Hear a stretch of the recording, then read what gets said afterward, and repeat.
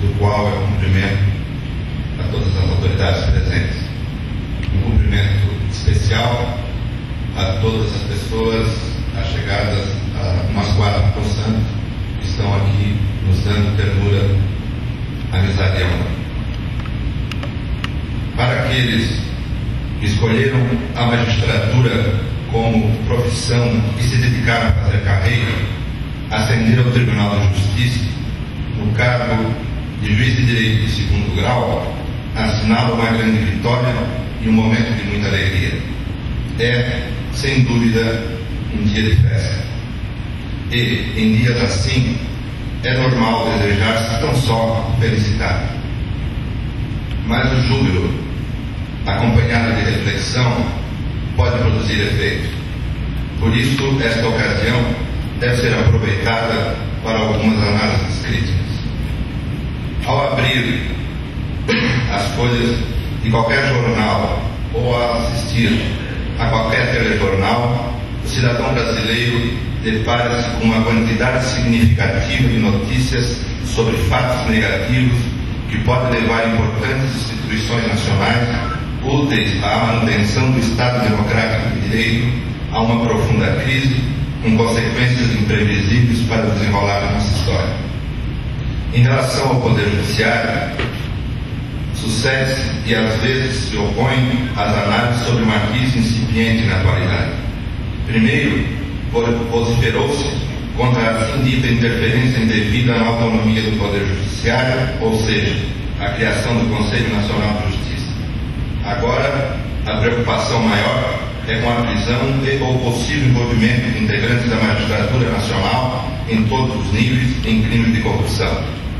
Os defensores do sistema oficial de justiça falam em cortar a própria carne, necessidade de punição exemplar e que as ações policiais contra os magistrados são autorizadas por outros magistrados, atitude indicativa da lisura da instituição como um todo quanto os desvios localizados. Mas talvez a crise não seja tão profunda assim. Uma rápida retrospectiva do desenvolvimento do mundo pode nos ajudar a compreender o momento. É de ser enfatizado que a vida humana moderna, o Homo sapiens e sua cultura, consideradas em termos de tempo histórico, está no pós-parto. Nosso planeta tem uns 4,6 bilhões de anos. Nele, a vida surgiu há 3,8 bilhões de anos. O hominídeo mais antigo conhecido presume-se ter vivido entre 7 a 6 milhões de anos. Nossos ancestrais deixaram a África há apenas 1,8 milhões de anos. O aparecimento de hominídeos com aspecto dos humanos modernos deu-se tão só há mais ou menos 200 mil anos. O uso de uma linguagem complexa é inferior a 70 mil anos, quando nossa espécie passou a ter condições de pensamento subjetivo. Só após o final da última glaciação, há menos de 12 mil anos, deixamos de ser nômades, caçadores e coletores para nos assentarmos em residências fixas com o uso de rudimentos de agricultura e domesticação de animais. E, por fim, a escrita teve início há apenas 5.500 anos e o uso da moeda só há 2.600 anos.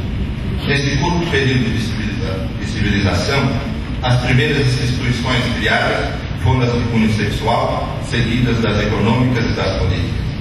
A sociedade sempre foi dividida. Já houve cidadãos e escravos e senhores e servos. Atualmente, há proprietários e trabalhadores. O direito romano, tido quase de forma unânime como um modelo perfeito, um paradigma a ser seguido, de fato criou a autonomia do mundo jurídico, estabelecendo uma linguagem própria e formando uma hierarquia de leis e de julgadores.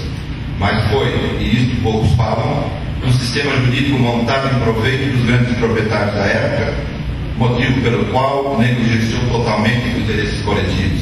Essa estrutura jurídica, cuja importância não se pode negar, calcada sobre uma visão privatista, não mais pode servir de base jurídica da complexa sociedade moderna.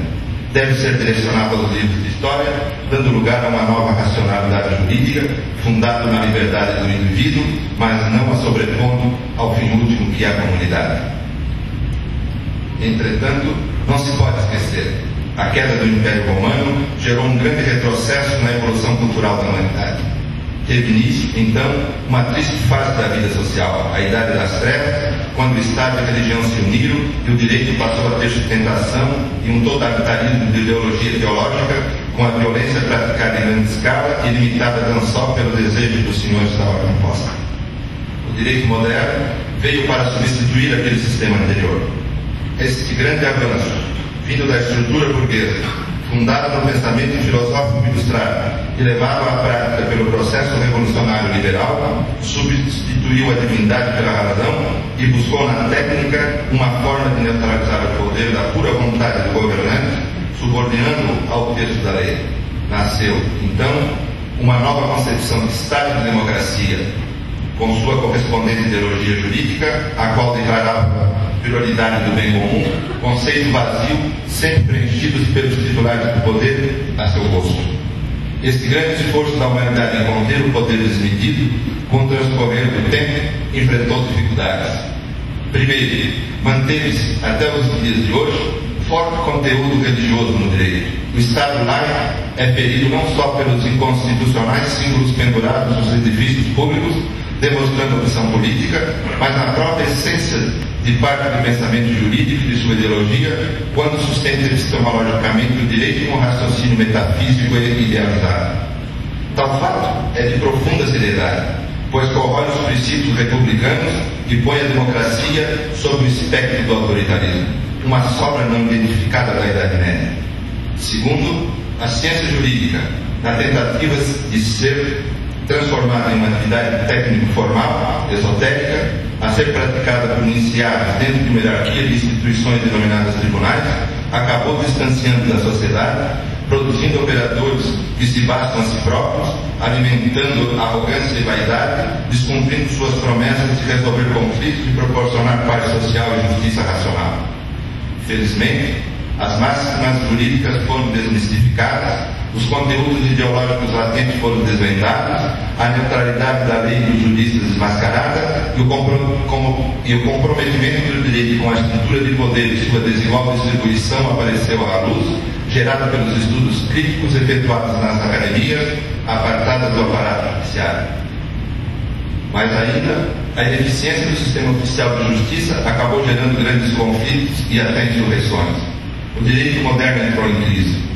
Não obstante, vários burocratas do sistema jurídico estatal não consideram o fato, ou talvez nem se deram conta dele, e o direito perdeu muito dos seus nexos com seus pressupostos justificadores.